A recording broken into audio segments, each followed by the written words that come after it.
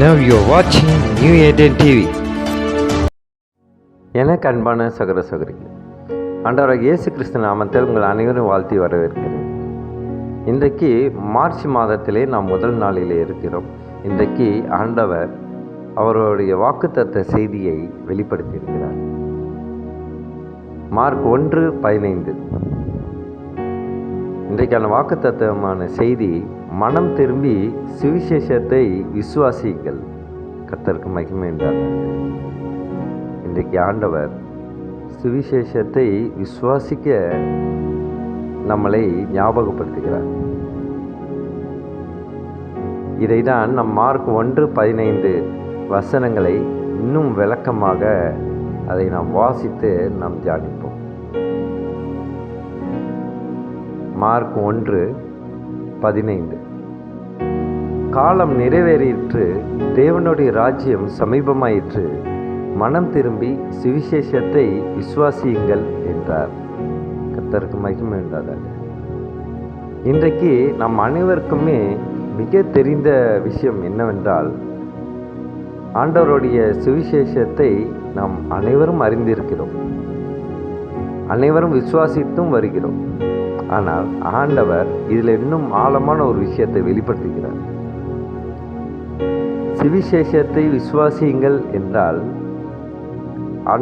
அவருடைய ராஜ்யத்துக்கு நாம் தகுதி பெறுவதற்கு நம் வாழ்வில் என்னென்னலாம் மனமாற்றம் வேண்டுமோ, எதையெல்லாம் சரி செய்ய வேண்டுமோ அதையெல்லாம் சரி செய்ய வேண்டும் என்று ஆண்டவர் சொல்கிறார். இன்றைக்கு ஒரு சிறு குழந்தை கேட்டால் கூட ஆண்டவருடைய ராஜ்யம் என்று சொன்னால் தெரியும் அளவுக்கு ஆண்டவர் அநேக இடங்களிலே அவருடைய பரிசுத்த ஆவியின் பிரமாணத்தை அனைவருக்கும் அருளி இருக்கிறார்.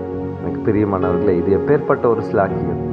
ஆனால் இந்த சுவிசேஷத்துக்கு நாம் என்ன தயாராக போகிறோம், அதை தான் இன்றைக்கு இந்த செய்தி மூலியமாக நாம் தியானிக்க இருக்கிறோம்.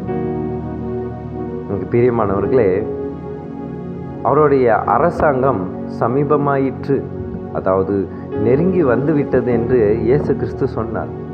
ஏனென்றால் அந்த அரசாங்கத்தின் எதிர்கால ராஜாவாகிய அவர் எப்போது அங்கே இருந்தார்? கடவுளுடைய அரசாங்கம் ஏற்கனவே ஆட்சி செய்ய ஆரம்பித்து விட்டதாக இயேசு இந்த வசனத்தில் சொல்லவில்லை. அது எதிர்காலத்தில் தான் வரும் என்று அவரே தன் சீஷர்களிடம் பிற்பாடு சொன்னார். இதை தான் நாம் தியானிக்கும் போது அப்போஸ்தலர் 1:6-7 வசனங்கள் இவ்வாறாக சொல்லுகிறது. ஆனால் மேசியாவாக, அதாவது எதிர்கால ராஜாவாக அவர் வந்த வருஷத்தில் வருவார் என்று பைபிள் முன்கூட்டியே சொல்லியிருந்ததோ அதே வருஷத்தில் அவர் வந்திருந்தார். அதனால்தான் குறித்த காலம் வந்துவிட்டது என்று சொன்னார். அதாவது கடவுளுடைய அரசாங்கத்தை பற்றிய சுவிசேஷத்தை, அதாவது அந்த நல்ல செய்தியை பிரசங்கிக்கும் வேலையை அவர் ஆரம்பிக்க வேண்டிய காலம் வந்துவிட்டது என்று சொன்னார். அதற்கான காலம் வந்துவிட்டது. ஏனென்றால், உதாரணத்துக்கு சொல்ல போனால், நாம் எங்கேயாவது ஒரு ஊர்களுக்கு பயணம் மேற்கொள்ள வேண்டும் என்றால் நம்ம ட்ரெயினில் புக் பண்ணுறோம். 5 மணிக்கு ட்ரெயின். அந்த 5 மணி ட்ரெயினு நம்ம முன்கூட்டியே புக் பண்ணி அந்த டிக்கெட் நம்ம கையில் இருக்குது. அப்போது அதே அந்த நாளிலே அந்த 5 மணிக்கு நாம் அந்த ரயில்வே நிலையத்துக்கு போய் சென்று அந்த பிளாட்ஃபார்மில் தயாராக நாம் நிற்க வேண்டும். அப்போது தான் அந்த ட்ரெயின் வந்த பிறகு அதிலே நாம் பயணிக்க முடியும். எனக்கு பிரியமானவர்களே, இது போல தான் பரலோக ராஜ்யத்திற்காக பரமரதம் கிளம்பிவிட்டது. அந்த பரமரதம் கிளம்பும்போது நாம் அதிலே பயணிப்பதற்கு நாம் தயாராக இருக்க வேண்டும். அவருடைய ராஜ்யத்துக்குள்ளே போவதற்கு என்னெல்லாம் தகுதிகளை ஏற்படுத்த வேண்டுமோ, என்னெல்லாம் நம் வாழ்க்கையில் மனமாற்றம் செய்ய வேண்டுமோ அதையெல்லாம் செய்திருக்க வேண்டும் என்று ஆண்டவர் இந்த வாக்குத்தத்த செய்தி மூலியமாக ஒரு ஆலோசனை கூறுகிறார். அவருடைய அரசாங்கத்தை பற்றிய நல்ல செய்தியிலிருந்து பயனடைவதற்கு மக்கள் மனம் திரும்ப வேண்டியிருக்கிறது. அதாவது முன்பு செய்த பாவங்களை நினைத்து வருத்தப்படாமல் கடவுளுடைய சட்ட திட்டங்களுக்கு ஏற்றபடி வாழவும் வேண்டியிருக்கிறது. அப்படி மனம் திரும்பியவர்கள் கடவுளுடைய அரசாங்கத்தில் வரப்போகிற எந்த ஒரு நல்ல செய்தியின் நம்பிக்கையை வைத்தே அவர் காட்டினார். இன்றைக்கும் கூட நாம் அனைவரும் சுவிசேஷத்தை பற்றி பிரசங்கிக்கலாம். ஆனால் நம் வாழ்க்கையிலே கடவுளுடைய ராஜ்யத்துக்கு தகுதியுள்ளவர்களாக மாறுவதற்கு நாம் என்னென்ன மாற்றங்களை ஏறெடுக்க வேண்டும்? இது சபை மக்களாக இருந்தாலும் சரி, ஊழியம் நடத்தும் ஊழியர்களாக இருந்தாலும் சரி, சபை போதகர்களாக இருந்தாலும் சரி, அனைவருக்கும் இது பொதுவான ஒரு காரியம். அனைவரும் மனம் மாற வேண்டும் என்று ஆண்டவர் மறுபடியுமாக நமக்கு ஆலோசனையாக அன்பாகவே சொல்லுகிறார். அவர் ஆக்ரோஷப்படவில்லை, அவர் கோபப்படவில்லை. ஏனென்றால் அவர் நிதானமான தேவன், சாந்தமுள்ள தேவன்.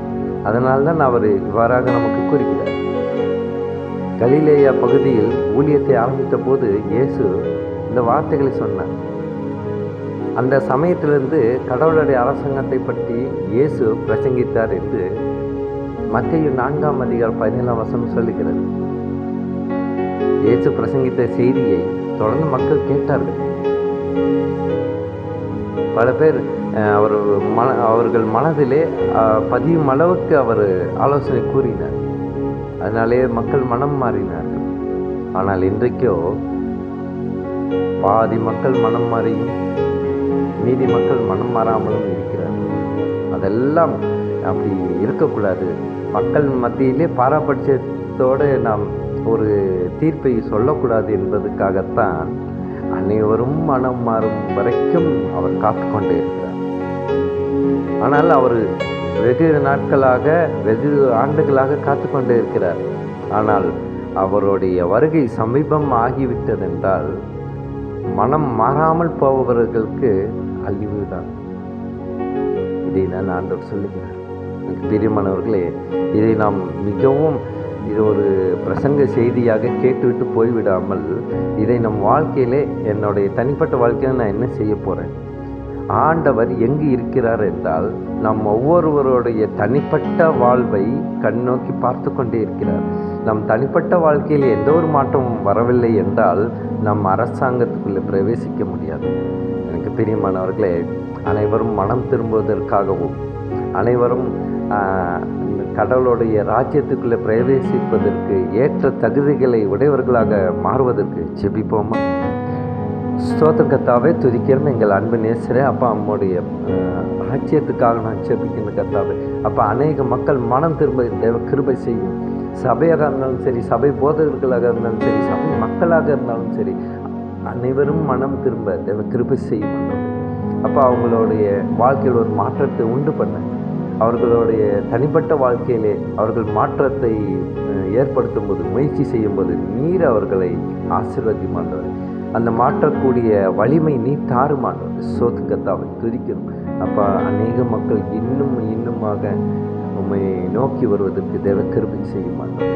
உம்முடைய ராஜ்யத்தின் போது யாரும் மனம் திரும்பாத மக்கள் என்று ஒருவர் கூட இல்லாதபடிக்கு உம்மோட வல்லமினாலே நீ மாற்றிடுமாண்டவர். இந்த பூமியில் அநேக பாவங்களும் அநேக அழிவுகளை நாம் பார்த்து வருகிறோம் ஆண்டவர்.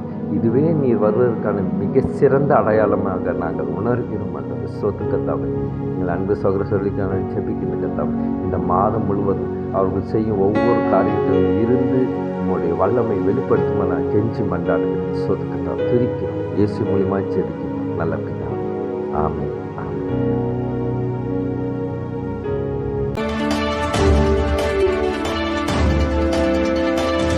Now you are watching New Eden TV.